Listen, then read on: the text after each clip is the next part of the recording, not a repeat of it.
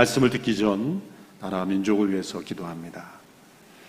저희들이 계속해서 나라 민족을 위해 기도하지만 상황은 더 악화되고 있습니다. 그러나 하나님은 모든 것을 통하여 역사하시는 하나님인 줄로 믿습니다.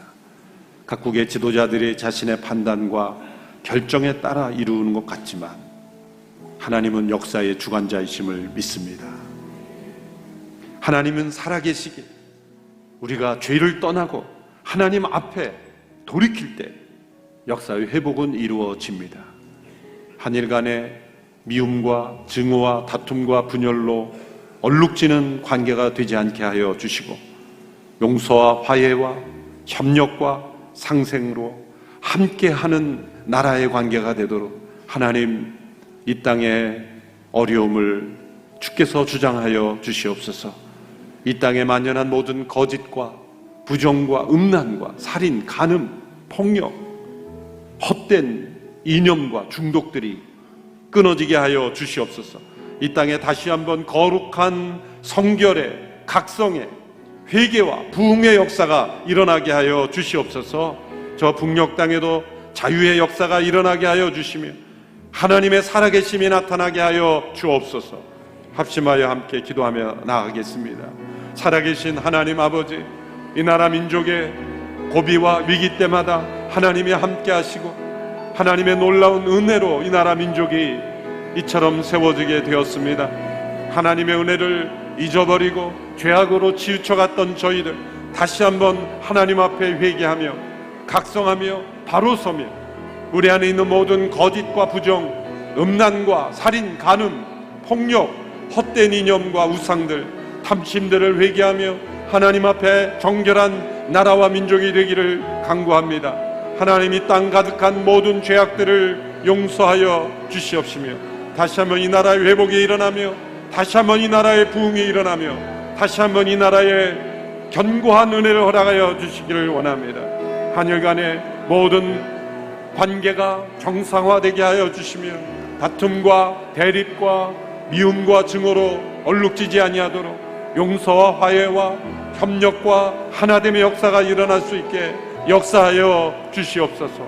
모든 관계 속에 하나님 역사하시고 모든 지도자들의 판단 속에 함께하여 주시고 모든 인간의 마음을 주관하시며 역사하시는 하나님께서 이 나라 민족의 나아갈 길을 보여주시며 새로운 길을 보여주시며 하나님이 기뻐하시는 나라 민족이 되도록 하나님 역사해 주시기를 원합니다.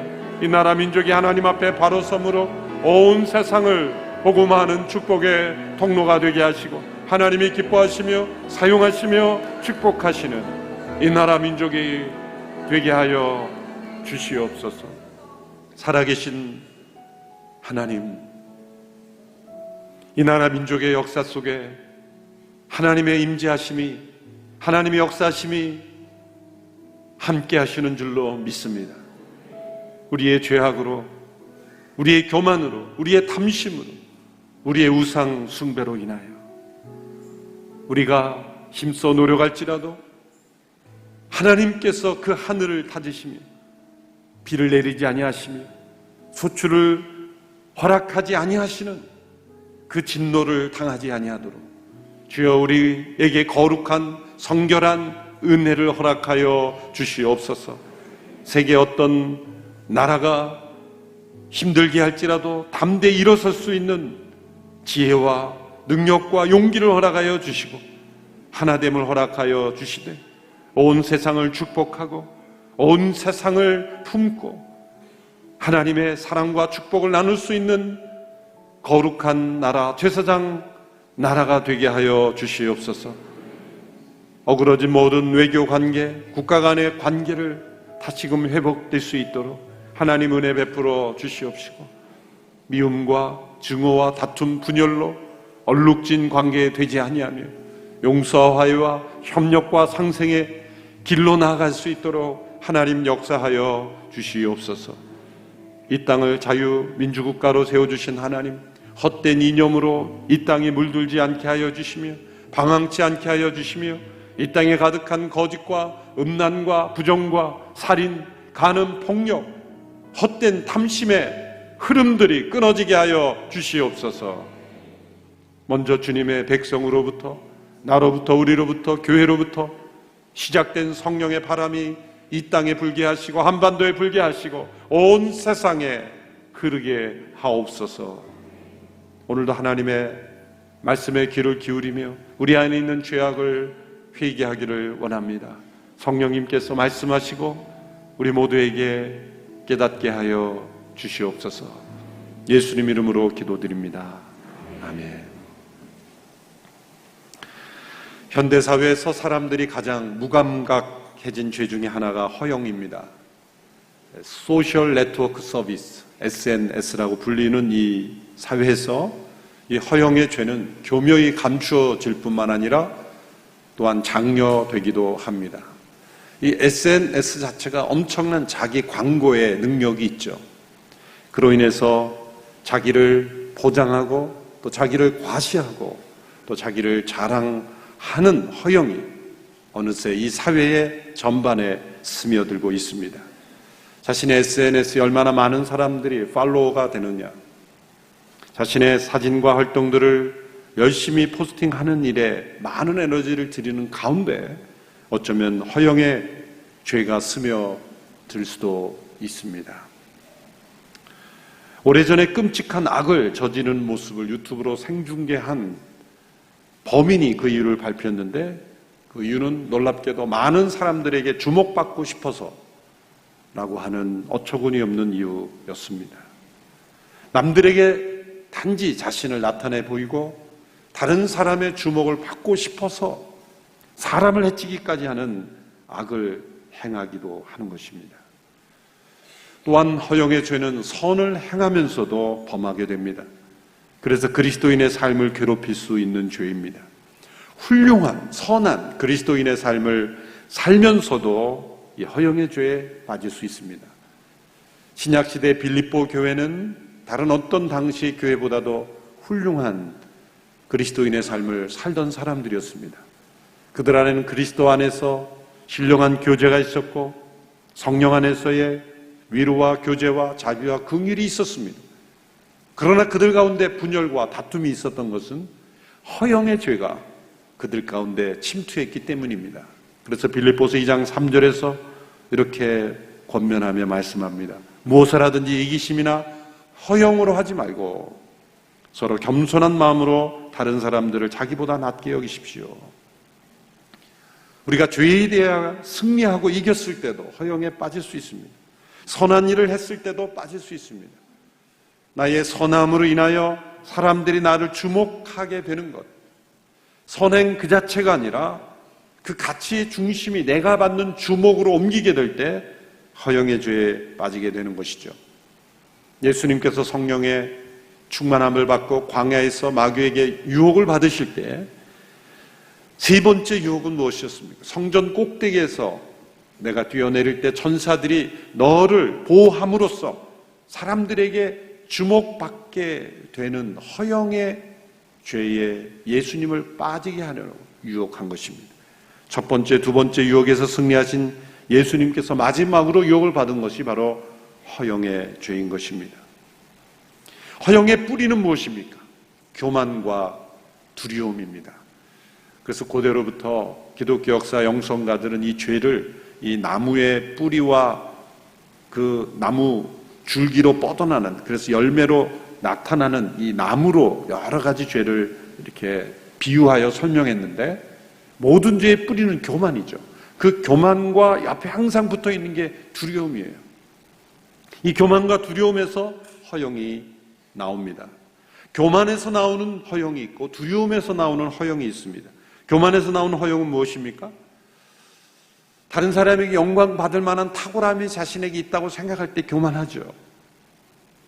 어거스틴이 고백록에서 자신의 죄를 고백하는 가운데 자신이 뛰어난 수사학자, 웅변학자가 되고 싶었던 것은 허영 때문이었다. 최고가 되고 싶고 성공하고 싶은 동기, 그것이 교만에서 나온 허영일 수 있습니다. 반면에 두려움에서 나오는 허영은 정반대죠. 영광 받을 만한 탁월함이 없을 때, 그러나 영광은 받고 싶을 때 두려움이 일어나고 그 두려움에서 허영이 일어나는 것이죠. 자신에게 탁월함이 없음을 느끼지만 그것을 숨기고 다른 것으로 그것을 포장하고 자신에게 영광 받을 만한 요소가 없는 것을 두려워함으로 이것을 포장하는 거죠. 어거스틴이 또 고백록에서 10대 시절에 친구들과 과수원에서 배를 훔치는 죄를 범하죠. 그 죄를 고백했는데 그 이유가 뭡니까? 친구들에게 거절당할 것 같은, 또 왕따 당할 것 같은 그 두려움 속에서 함께 도적질을 하며 즐겼다는 거죠. 많은 10대들이, 젊은이들이 주변 사람들에게 버림받을까, 거절당할까 봐 두려워서 허영의 죄를 같이 범하는 것이죠. 교만과 두려움으로부터 비롯된 이 허영으로부터 또 파생되는 죄, 허영으로부터 파생되는 대표적인 악은 자랑과 위선이죠.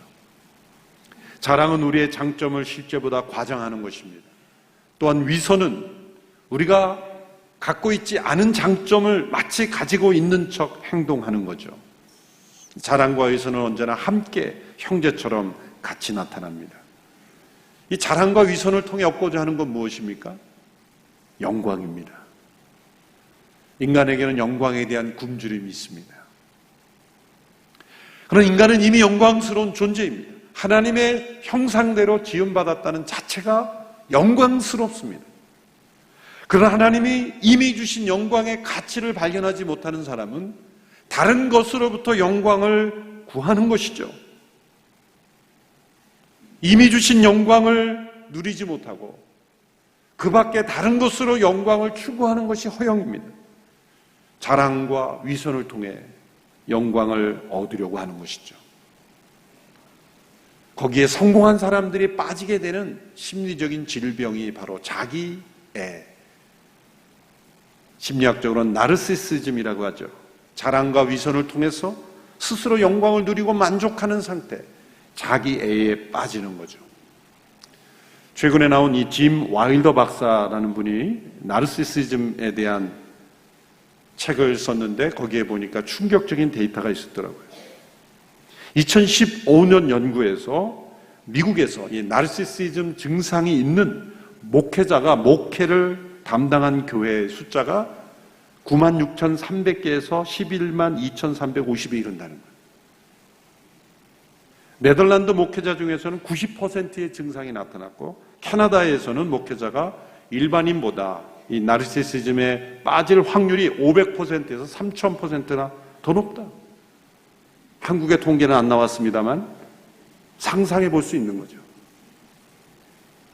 매우 충격적이었어요. 목회자가 목회 역할을 하는 것 자체가 이 나르시시즘에 빠지기 쉽다는 거예요. 자랑과 위선, 하나님이 주시는 영광스러움을 스스로 만든 영광, 그래서 자랑과 위선을 통하여 그 밑바닥에는 교만과 두려움이 깔려 있고, 그리고 자랑과 위선을 통해 자기 만족을 누리는 이 자기에 빠질 수 있다는 거예요. 목회자가 만일 허영의 죄에 빠지면 사람들로부터 인정받고 칭찬받고 자신을 자랑하고 위선에 빠지고, 그래서 영광을 얻기 원하는 것, 무서운 영적인 질병입니다. 그래서 이 나르시시스틱한 인격장애, 퍼스널리티 디스오더라고 하는 질병의 이름도 있죠. 이런 지도자가 목회를 하면 교회는 반드시 시험에 들고 분열되고 성도들은 상처 입고 교회는 본질을 잃어버리게 됩니다. 충격적인 데이터입니다. 여러분, 만일 저에게서 이러한 모습이 나타나면 여러분 어떻게 되겠습니까? 빨리 보자기에 싸서 갖다 버리셔야 됩니다. 우리 오늘 일부 예배 우리 목회자들이 많이 참여합니다만, 목회라는 그 역할 자체가 많은 사람들 앞에 언제나 서기 때문에 이 자기의 적인 증상에 빠질 위험이 높은 것이다. 일반 성도들보다 훨씬 더 위험한 것이다. 한편으로는 영광스럽지만 하나님으로부터는 올바른 영광을 우리가 깨닫지 못하면 자기가 만든 영광, 자랑과 위선에 빠진 영광에 사로잡히게 될 때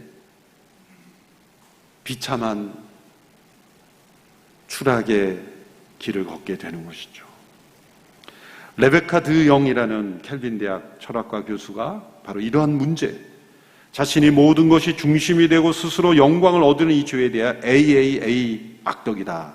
영어 A라는 단어, 이 스펠링으로 시작되는 모든 단어들 다, 그러니까 관심, 인정, 칭찬, 이런 단어들이 다 A예요. 전부 A를 받기 원한다는 거예요.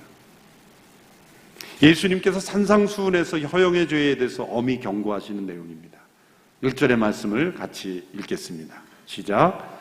저희는 사람들에게 보이려고 의를 행하지 않도록 조심하라. 그렇지 않으면 하늘에 계신 너희 아버지께 상을 받지 못할 것이다. 사람들에게 보이려고 의를 행하는 허영의 죄를 조심하라 말씀하셨습니다. 그런데 예수님께서 5장 16절의 말씀을 보면 이거 정반대되는 말씀인 것처럼 보이는 말씀을 드립니다. 5장 16절에 보시면 이와 같이 너희도 너희 빛을 사람들에게 비추라. 그래서 그들이 너희 선한 행실을 보고 하늘에 계신 우리 아버지께 영광을 돌리게 하라. 이 말씀에서는 너희의 선한 행실로 인하여 빛을 사람들에게 비추라. 그래서 하늘의 하나님께 영광을 돌리게 하라.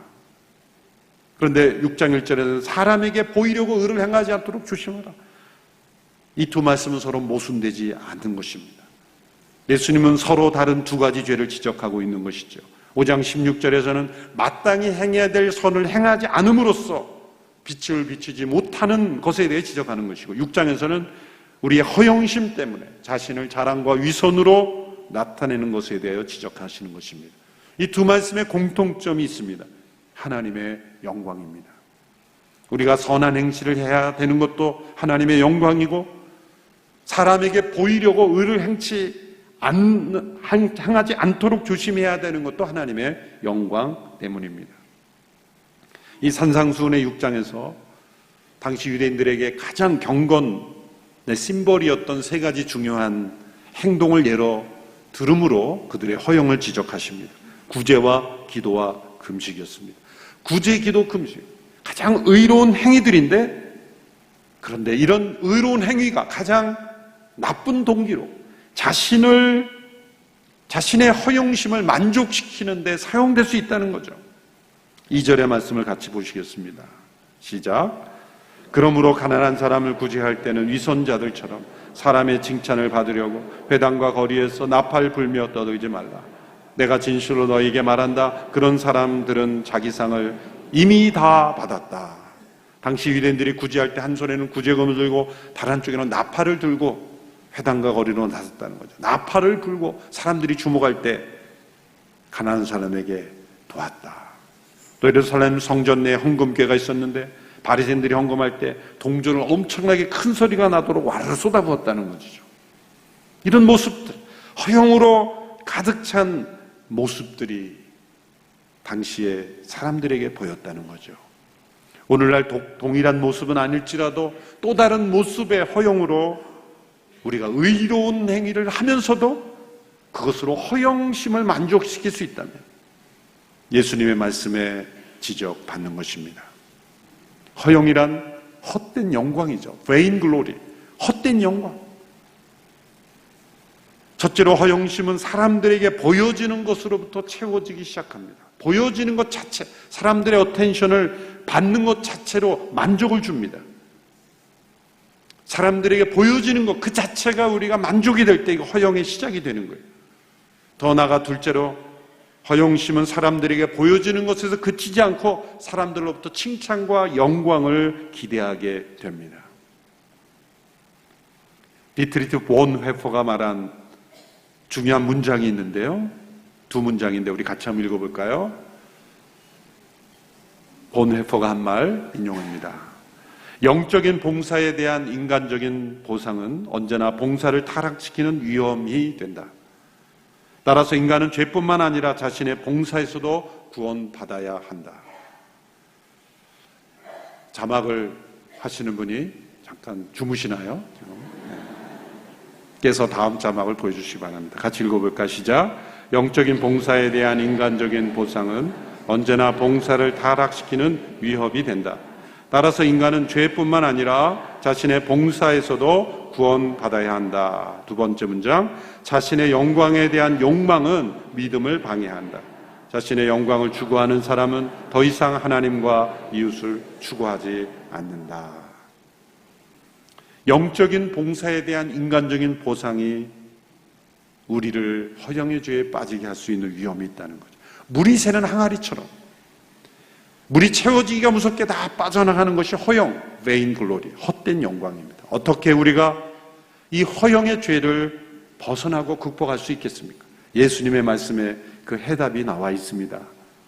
오늘 본문 3절, 4절을 먼저 함께 읽겠습니다. 본문 3절, 4절 시작. 너는 가난한 사람을 구제할 때 오른손이 하는 일을 왼손이 모르게 하여라. 그래서 내 착한 행실을 아무도 모르게 하여라. 그리하면 남모르게 숨어서 보시는 너희 아버지께서 너희에게 갚아주실 것이다. 이 말씀 속에 우리가 어떻게 허영의 죄를 벗어날 수 있는지를 설명하십니다.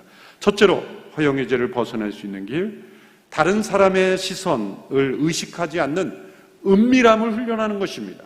은밀함을 훈련하는 것입니다. 진정한 영성은 은밀에 뿌리 내려 있습니다. 내가 진정한 의로운 삶인가는 아무도 보지 않을 때 나만이 아는 은밀한 시간, 은밀한 장소, 은밀한 생활에서 무엇이 가득하 있는가? 그것이 영성입니다. 왜 은밀해져야 합니까? 은밀해질 때 자신의 동기를 살필 수가 있습니다. 선행을 하다가 알려지는 것 자체가 죄라는 뜻이 아닙니다. 중요한 것은 동기입니다. 선행을 하다가 다른 사람의 눈에 뜬 것이 문제가 아니라 눈에 띄려고 선행을 하는 것이 문제라는 것이죠. 그래서 늘 이런 질문을 던지면 됩니다. 내가 이 일을 했다는 것을 아무도 모른다고 할지라도 나는 여전히 이 일을 할 것인가? 이것이 은밀함입니다. 둘째로 자신의 선행을 자신도 의식하지 않는 것입니다. 예수님께서 오른손이 하는 일을 왼손이 모르게 하라. 이것이 가능합니까? 내가 오른손이 어떤 일을 하고 있는데 왼손이 모를 수 있습니까? 그 말은 자기 자신이 의식하지 않을 정도로 지나친 자유의식, 자기 도취에 빠지지 말라는 것입니다. 자기 자신도 모르게 하라. 이것을 생활 속에서 대입해 보면 원래 운전을 처음 하는 초보 운전자는 자기가 운전하고 있다는 것을 의식하죠. 그렇죠. 목적지보다 더 중요한 게 내가 지금 운전하고 있다는 사실이 중요해요. 지금 운전을 하는 것은 목적지에 가는 것이지 도구이지 그 차에 앉아있는 것 자체가 중요한 건 아닌데도 초보자들은 언제나 내가 지금 차에 앉아있고 나는 지금 운전을 하고 있고 나는 지금 우회전하고 있고 좌회전하고 있고 브레이크를 밟고 있고 전부 의식이 되는 거예요. 그러나 이제 익숙해지면은 내가 운전하고 있다는 사실을 인식하지 않습니다. 내가 어디로 가고 있는가가 더 중요한 거죠. 우리가 다른 나라의 언어를 배울 때는 단어 하나가 다 의식되죠. 그런데 우리가 모국어를 쓸 때는 내가 지금 한글을 말하고 있다는 게 의식됩니까? 내용이 중요한 것이고 내 뜻이 전달되는 것이 중요한가가 더 중요한 것이죠. 이처럼 자신도 모르게 하라라는 것은 그 자체가 그것이 선행이건 의로운 행위건 간에 내 자신이 의식되지 않는 상태, 그것이 나에게 있어서 중요한 이슈가 되지 않는 그러한 자의식이 없는 상태에 머물러라 라는 말씀이죠. 세 번째로 더 나아가 하나님에 대한 의식으로 가득 차서 하나님의 보상만을 기대하는 것입니다. 코람데오라는 말을 들어보셨을 겁니다. 코람데오, 라틴어인데 영어로는 before the face of God, 하나님의 얼굴 앞에서, 하나님의 임재 앞에서라는 뜻입니다. 세상의 윤리는 다른 사람을 의식하는 것이지만 하나님 나라의 윤리는 하나님 한 분만을 의식하는 것입니다. 은밀한 중에 보시는 하나님, 그 하나님 앞에서 우리의 모든 동기를 살피고 행동하는 것입니다. 구약의 역사를 통해 하나님은 인간의 허영심으로 만든 거짓된 영광을 반드시 드러내시고 그것을 수치스럽게 하시며 그 영광을 잃어버리게 하시고 심판하십니다. 두 구절만 살펴보겠습니다. 호세아 4장 7절의 말씀, 하박국 2장 16절의 말씀 연이어서 함께 읽어보겠습니다. 시작. 제사장들이 늘어날수록 그들은 내게 더욱 많은 죄를 지었다. 내가 그들의 영광을 수치로 바꿀 것이다. 하박국 2장 16절, 내가 영광 대신에 수치로 가득 차게 될 것이다. 너 또한 마시고 몸을 드러내어라. 여호와께서 오른손에 들고 계신 잔을 내게 돌리실 것이며 수치스러움이 내 영광을 가릴 것이다. 여기서 영광은 스스로 만든 영광, 허영으로 추구하는 vain glory, 헛된 영광, 그것을 하나님 반드시 수치로 만든다는 거죠. 허영은 단순히 개인적인 약점의 문제가 아닙니다. 우리가 살고 있는 시대의 죄입니다. 사회적 악입니다. 이 시대 자체가 허영의 시대입니다. 허영의 죄가 오염시킨 공기를 마시며 우리가 살아가고 있습니다. 그래서 하나님 앞에서 은밀히 보시는 하나님 앞에서 세심히 자신의 영혼을 살펴야 내 안에 있는 허영의 죄를 밝힐 수가 있습니다. 선을 행할수록 더욱더 허영의 죄를 조심하는 저희들이 되기를 바랍니다. 영적 전쟁에서 승리할수록 찾아올 수 있는 허영의 죄를 경계하고 이 죄로부터 자유케 되는 역사가 일어나게 되기를 주님의 이름으로 축원합니다. 기도하겠습니다. 우리 안에 있는 허영의 죄를 회개하기를 원합니다. 의를 행하면서도 선을 행하면서도 때로 죄를 이기며 승리하면서도 하나님 앞에서는 헛된 영광을 구하는 저희들의 모습을 보게 하셨으니 진심으로 회개하며 우리 옛사람 안에 있는 헛된 영광을 추구하는 저희들의 욕망을 십자가 앞에 못 박고 승리하는 저희들이 되게 하여 주시옵소서. 예수님 이름으로 기도합니다. 아멘.